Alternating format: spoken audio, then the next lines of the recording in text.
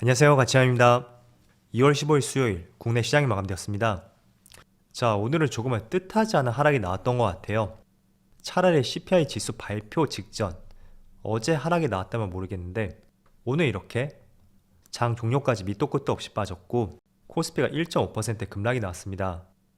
그래서 일봉으로 보면 과거 박스권을 다 포괄하는 장대 음봉이 나왔고 그 박스권 하단까지 지수가 많이 밀려있는 것을 볼 수가 있겠죠. 또 코스닥도 마찬가지로 1.8% 급락이 나왔고 또 분봉으로 보더라도 하루 종일 빠졌어요. 그리고 코스피 시총 상위 종목들을 보면 오늘은 포스코홀딩스가 혼자 달렸다고 생각이 되고 그리고 2차전지 관련주들 LG 에너지솔루션은 빨간불이 들어왔고 삼성 SDI는 마이너스 1.7%지만 그래도 시장보다는 잘 버텼던 것 같아요. 또 반도체도 좋지 못했었네요. 그리고 코스닥을 보면 코스닥도 2차전지 소재 쪽 에코프로하고 폐배터리 관련주 에코프로 그리고 첨보 이렇게 좋지 않은 시장에서 빨간불이 들어왔고 여전히 좋은 흐름이 나오고 있습니다. 자, 이어서 오늘 수급을 볼게요. 오늘은 기관이 7,700억의 많은 순매도가 나왔어요. 금융투자가 중심이 되어서 많은 매도세가 나왔고 외국인까지 합치면 1조 원이 넘는 순매도가 나왔습니다. 그리고 코스닥도 오늘 마찬가지로 기관에 많은 순매도가 있었고 외국인도 1,000억 가까운 순매수가 있었네요. 자, 일단 코스피는 오늘 이렇게 급락이 나왔지만 그게 연속성을 띠는지 이게 무엇보다 중요하거든요. 과거에도 한 차례 이렇게 많은 순매도가 있었지만 결국에는 다시 순매수를 보여줬단 말이죠. 그래서 오늘 급락이 나왔지만 그 연속성이 있는지 그걸 앞으로 계속 지켜보시고요. 그리고 삼성전자는 오늘도 소폭이지만 외국인의 순매수가 들어왔습니다. 현재 7거래 연속으로 순매수가 들어오고 있고 기관만 나홀로 순매도가 있었네요. 반대로 하이닉스는 오늘 기관과 외국인의 양매도가 나왔고 그래도 규모는 크지 않은 것 같습니다. 또 오늘 빨간불이 들어왔던 에너지솔루션은 앞선 종목과 달리 기관과 외국인의 양매수가 들어왔고 그리고 오늘도 상승이 났었던 에코프로 오늘까지 9거래일 연속으로 외국인의 순매수가 들어오고 있습니다. 하지만 기관은 순매도가 점점 강해지는 것 같아요. 자, 이어서 주체별 매매 동향에 대해서 살펴보도록 하겠습니다. 2월 15일 외국인이 가장 많이 매수한 종목은 삼성전자, 하나솔루션, 이마트, LG에너지솔루션, 현대차 이런 순서대로 매수했고 금액을 보면 가장 많이 매수한 종목이 230억 밖에 되지 않아요.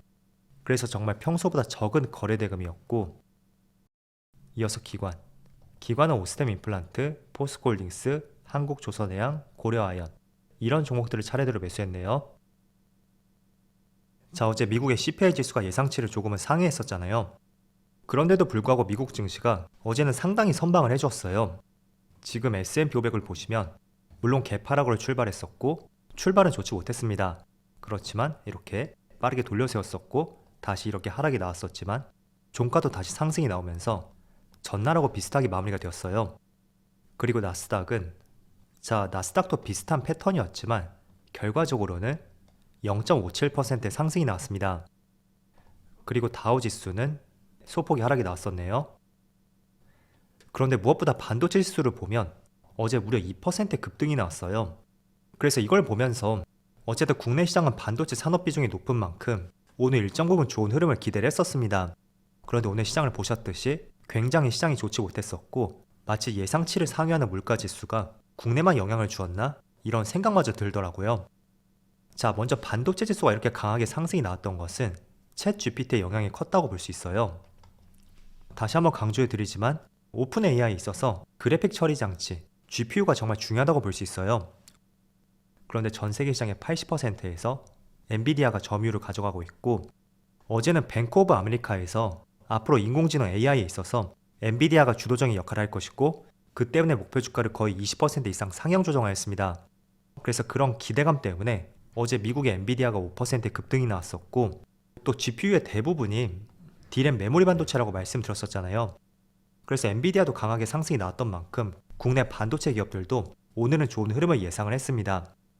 그렇지만 생각보다 삼성전자와 SK하이닉스의 흐름이 좋지 못하고 그래도 그나마 선방을 하는 것이 2차전지 쪽인 것 같아요. 어쨌든 2차전지도 마찬가지로 테슬라의 역할이 컸다고 볼 수 있겠죠. 테슬라의 주가가 어제 7%의 상승이 나왔었고 그 영향이 오늘 국내 시장에게도 반도체와 달리 전달이 되는 것 같습니다. 그리고 이차전지 같은 경우에는 오늘 아침 기사를 보니까 특별한 기사가 있었던 것은 아니고요. 한 가지 의미 있게 볼 수 있는 것은 국내 배터리 3사가 전 세계 시장에서 53%를 차지하고 있다는 굉장히 좋은 기사가 나왔습니다. 물론 작년 대비는 조금 떨어졌지만 그래도 여전히 견고한 수치를 보여주고 있다고 볼 수 있고, 또 중국 시장을 제외하게 된다면 성장률이 무려 130% 이상 증가했다는 이런 고무적인 기사도 있어요. 그래서 어려운 시장 속에서 믿을 만한 거는 이차전지구나, 이런 생각들이 오늘 시장에 반영이 되는 것 같고, 반대로 SK이노베이션 같은 경우에는 오늘 7%의 급락이 나오고 있거든요. 자, 일봉으로 보더라도 완전히 추세를 이탈했고 또 거래량이 실리면서 장대 음봉이 나오고 있습니다. 이건 캔들 중에서 가장 최악의 캔들이라고 볼 수 있는데, 미국의 포드 전기 트럭에서 배터리 결함이 발생이 되었습니다. 그래서 공장 가동이 중단이 되었는데 지금 여기에 들어가는 배터리는 SK온의 배터리가 탑재되고 있거든요. 그래서 그게 영향을 미치고 있는 것 같고요. 제가 여기서 부연적으로 한 가지 설명을 들어볼게요. 과거 2020년 당시만 하더라도 저는 2차전지 배터리 셀 기업을 국내에 3개로 분류를 했었습니다.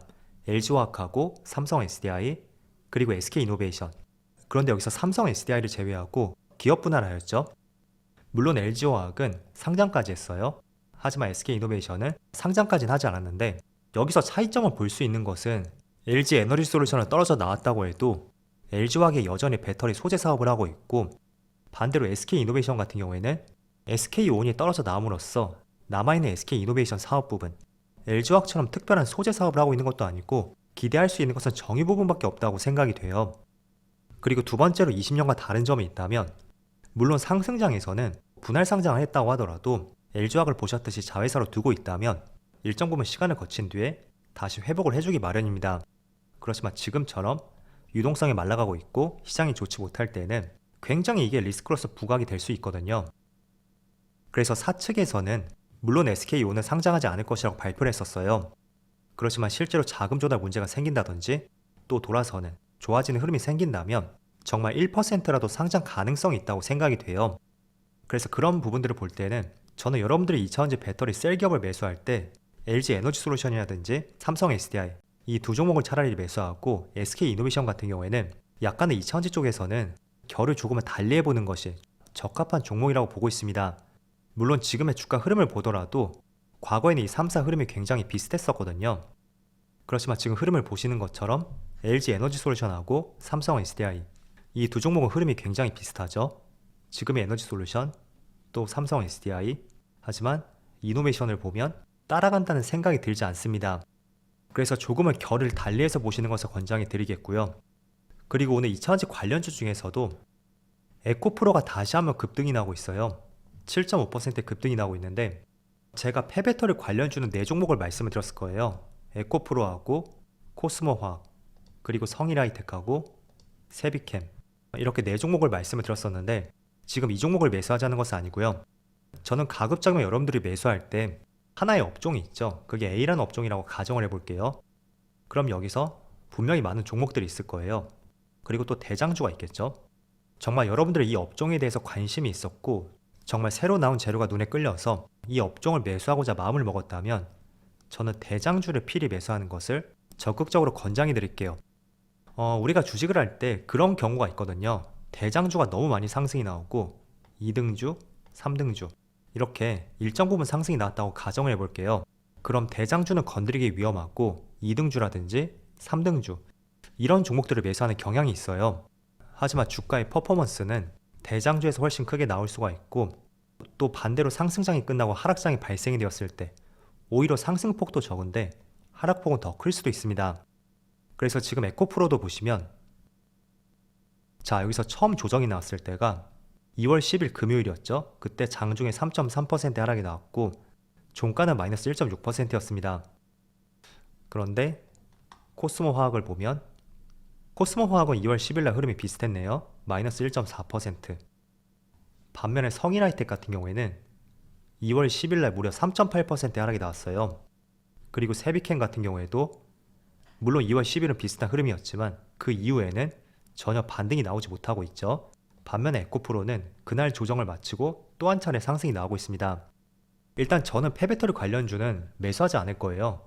일단은 너무 많이 상승이 나왔고 추이를 지켜보는 것이 낫다고 생각이 되는데, 예시로 말씀을 드리는 것은 아무리 우리가 업종이 마음에 든다고 해도 대장주를 놓치면 놓쳤지 2등주라든지 3등주 이런 종목들을 매수하지 말자는 취지에서 여러분들에게 말씀을 드리고 싶었습니다. 그래서 놓치면 놓쳤지 2, 3등주는 매수하지 마시고요. 필히 대장주가 여러분들 타점에 들어왔을 때 그때 매수하는 것을 적극적으로 권장해 드리겠습니다. 물론 폐배터리 관련주는 굉장히 끼가 있는 종목이거든요.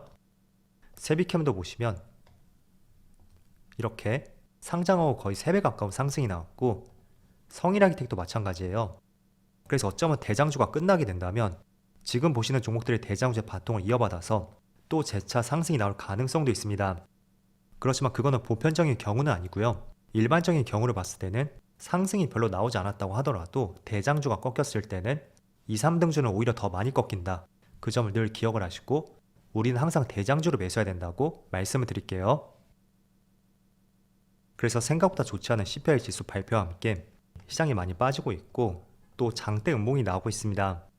하지만 지금 박스권 하단까지 지수가 내려온 만큼 이 박스권을 깨지 않는다면 저는 더 이상 추가로 빠지지 않을 거라고 생각이 되고요. 어쨌든 오늘 시장에 급락이 나왔던 만큼 그 여진이 조금 더 이어질 가능성이 있을 거예요. 때문에 조금 더 보수적인 대응을 연장해보자고 말씀을 드릴게요. 자, 그럼 오늘 시장도 정말 수고 많으셨고요. 저는 내일 영상에서 다시 찾아뵙도록 하겠습니다. 감사합니다.